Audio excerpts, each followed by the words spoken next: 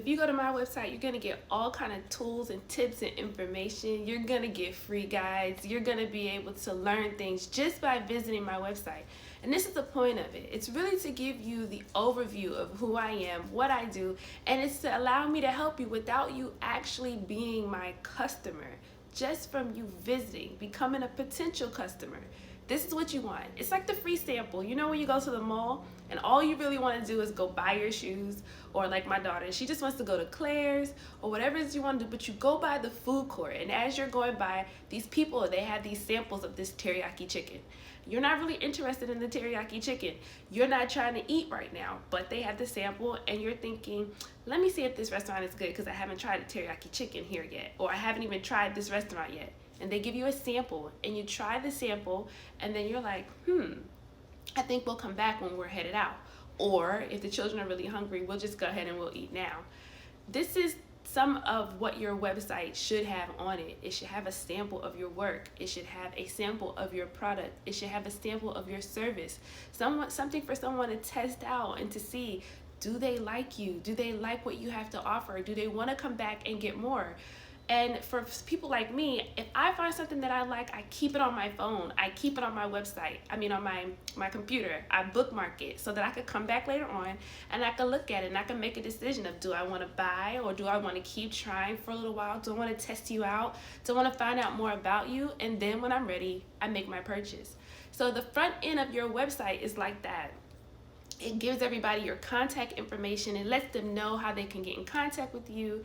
If they want to email you, or do they want to call you, or maybe you're a brick and mortar business, where can they find you?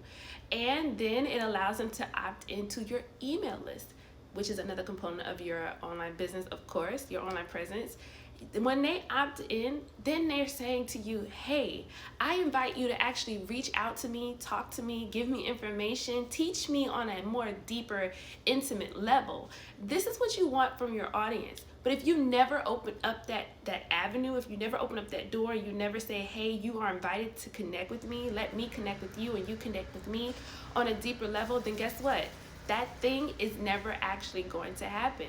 So you want to have a website. It is the static part of your business, but it's also the part of your business that's ever changing, because it should include something like a blog.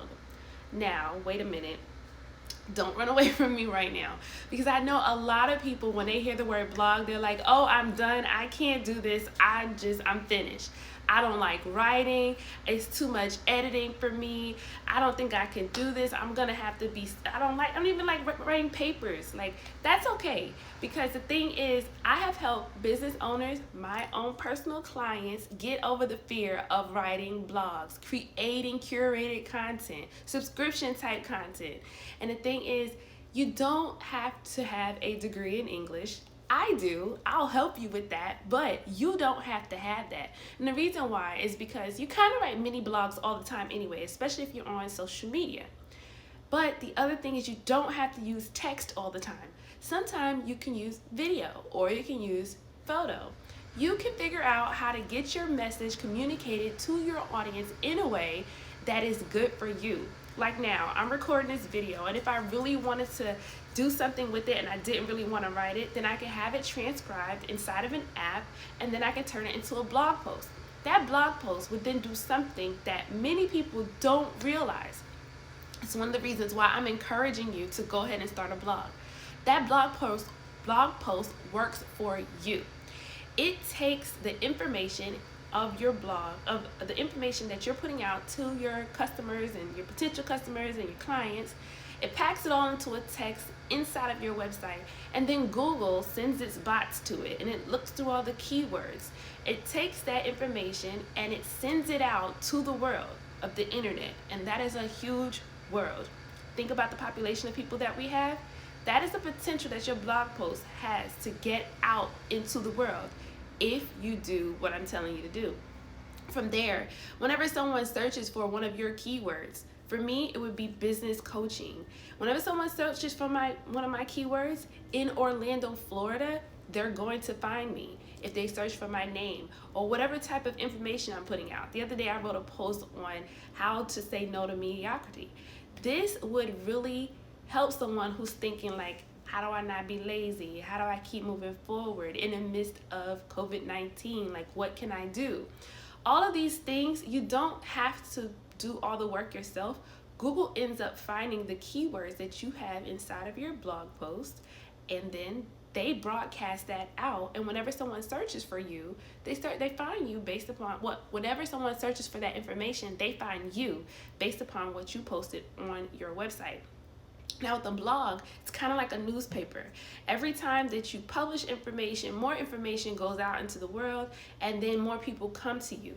And if you have subscribers to your blog, or you add this into your email marketing system, then every time that you publish, they get an email or text, and it lets them know that you've given them more free information, and they can come and they can eat and sup from the table. This is excellent for your business. It is excellent for your customers. And we don't just want to do things that are good for us. We want to do things that are good for our customers, because we want to provide them with value.